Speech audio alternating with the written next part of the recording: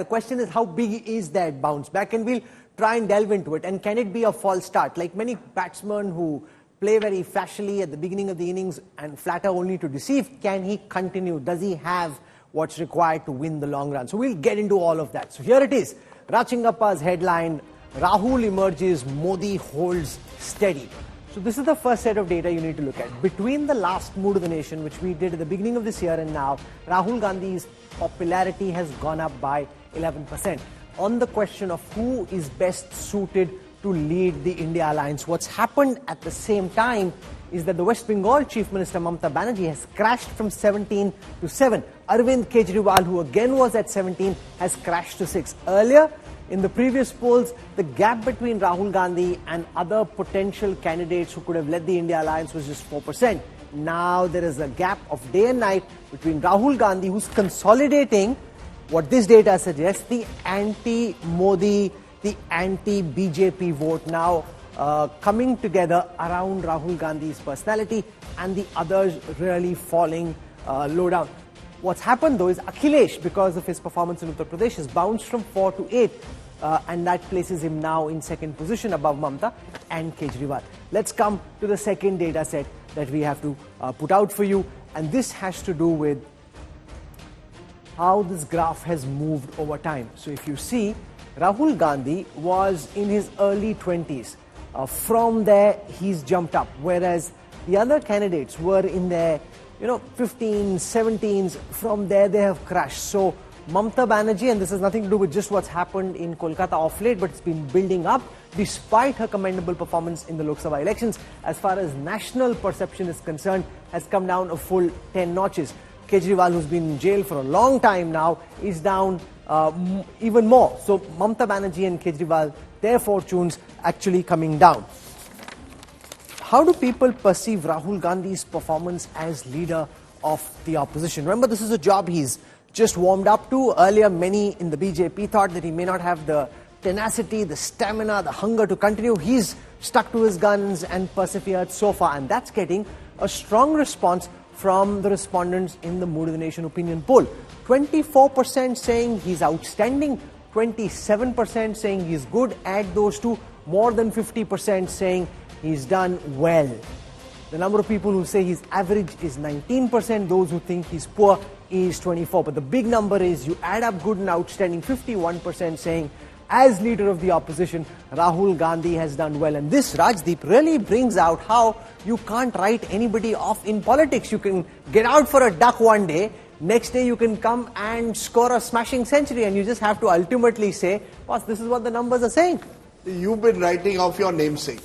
So on this one, I'm going to troll you. Been itching to troll the truth of the matter is... No, but Rajdeep, one second. The fact is, we are commentators. Sure. You do commentary on what you're saying. If the batsman is not showing up to play, if he keeps going off on holidays, is non-serious, not attending his own meeting, you'll say he's doing a bad job. If he's doing a good job and the data say he's doing a good job, you say he's done a good job. Why does this have anything to do with us personally? I think we have to look at Rahul Gandhi, I guess, based on these numbers, as pre-2022 and post-2022. What you're seeing is post-2022, once he went on the Bharat Jodo Yatra. The point. Yes. I think that was an important moment where Rahul Gandhi's visibility increased. People actually saw him as someone who was ready to do the marathon run in a way. Everybody during the Yatra said, yeah, Rahul will never complete the Yatra. He will go off somewhere. He doesn't have the tenacity. I think what he's shown is tenacity. And I think this is a reward for that, because the anti-Modi vote is a substantial vote in this country. They were looking for someone around whom that vote can crystallize in a way. And Rahul Gandhi has emerged as that single figure who consistently has taken on the BJP and Mr. Modi. Therefore, when Hawa badalti hai, he becomes the beneficiary of that Hawa. We don't know how things will change a year, 2 years down the line. Much will depend on state assembly elections, whether he can sustain the momentum. But Rahul Gandhi has emerged. I think the India Today magazine cover is right. I just hope that it isn't like previous covers of India Today on Rahul Gandhi, which have often said, Rahul emerges, Rahul is the contender. Is this another false dawn? We don't really know that, Rachingappa, because he may have emerged for the moment. Can he stay the course, or will he disintegrate? At this moment, nobody really knows the answer to that. Firstly, let's of course answer Rajdeep's sort of thing, which we get trolled regularly that we keep reinventing. Yeah, you keep reinventing him every few Rahul years. Gandhi, but remember, as you said, it's over a period of 20 years and we might have done 5 covers where he really did shoot up and come down wherever that happened. But let's take off where Rajdeep said. He may have shown tenacity, but more importantly, I think he began to reinvent himself in a different way ideologically. Yeah. And the ideological positioning of Rahul Gandhi was in direct contrast to the aggressive Hinduism that the BJP propounded. That was the first. The second thing, so his whole business of Nafrat ka Bazaar, Mohabbat ka Dukan, you know, the whole thing that the moderate Hindu doesn't really want to take on the Muslim to the point of being aggressive and, you know, subjugate the Muslim. The moderate Hindu might be against appeasement of a minority, but doesn't really want to get into a conflict with the minority. So he sensed that and felt that once the Ram Temple issue and others were being sorted out, we needed to get together again. You couldn't push that to a certain level. The second thing I think he brought out was that as he went, and I went on some of the yatra parts with him, he began to evolve a philosophy of justice, nyaya as he called it. And that was the second part of it, which meant that he began to have, he was not just a rebel, but a rebel with plenty of causes for the poor, for the farmer, you know, for the SC, the ST. And then he played on that whole business of you could unite the minorities behind you and begin in some ways to divide the majority. So he began to break the monolithic Hindu vote that the BJP was trying to do, even though the BJP very smartly consolidated the caste groups and tried to put them together. No, I agree with what you say with one caveat. If you ask people close to Rahul Gandhi, they say he hasn't changed, you have changed. The fact is, I've always been talking Nyaya. I spoke about Nyaya in 2019, no one listened to me.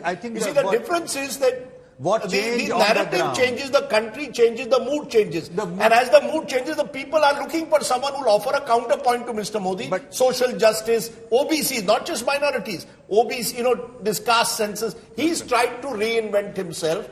Rajdeep, the reinvention is in our eyes, Rajdeep, the reinvention is not in terms of narratives. I guess the reinvention is in terms of hitting the street and coming out as a sincere person who is not going to run away again.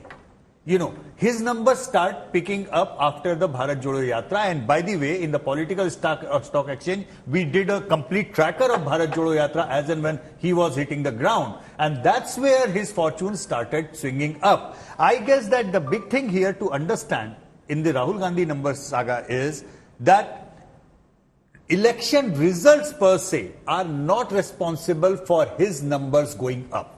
If he will hit the ground, if he will sustain, if he will tell the people, I am now a serious person, I am going to be there. He may say, I was always serious, but he was not perceived as serious. He was not perceived as the person who is going to remain there, continue the job what he is trying to do. A lot of that blame has to go with the IT cell of the BJP as well, the way they portrayed him. No, but they're still trying the same thing, it's not working. But it's not, so I don't think it's only perception. It's also about that entire it's also about actual actions. If you keep leaving on long holidays, you're not available, of course that will have a problem with you. Yeah. What gets around? If now you look at the Akhilesh number. I mean, I guess that apart from Rahul Gandhi, for me the next big thing is Akhilesh Yadav has today emerged as the second biggest opposition name in this country. Sure. It's not a small thing. But that's because he comes from a state which is, after all, a state which has rewarded him as the biggest ally. I don't agree. Just give me a second. I don't agree. The Congress. No, I will disagree with you.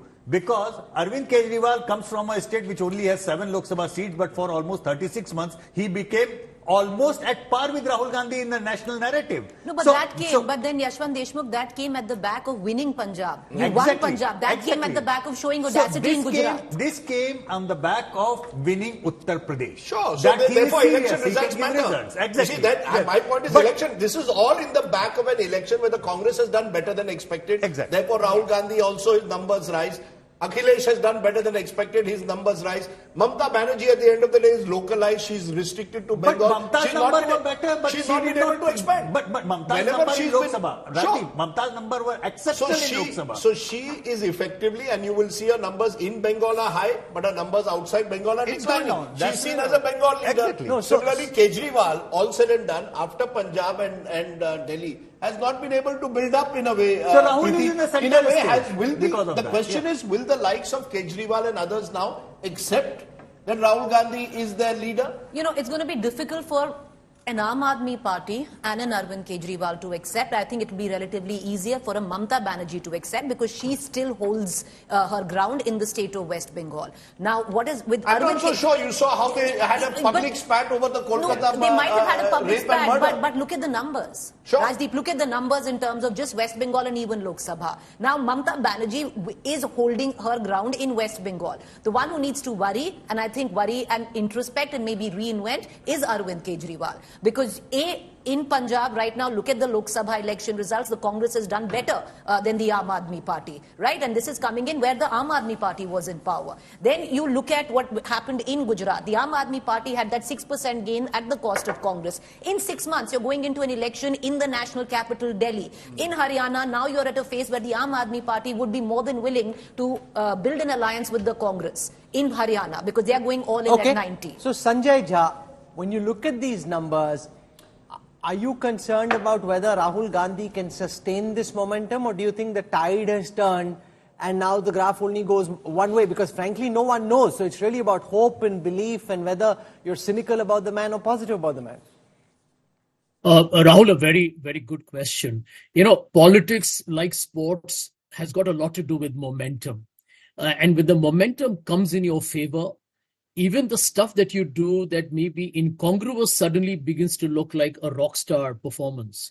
And when things are against you, even your best efforts can be diluted by the people or by your critics. Now, here is the truth that politics is not static, Rahul. We are seeing it in the US. Kamala Harris, not even considered to be a candidate, could be the next president of the United States, which is why we keep saying in politics, and we should never try and ignore that a week is a long time in politics. You know, I don't want to get into the nitty-gritties and the granular details because we debate it every day. But if you ask me broadly, I agree with you that a brand is largely made by what you do, but it is also influenced because it is juxtaposed against your nearest competitor brand.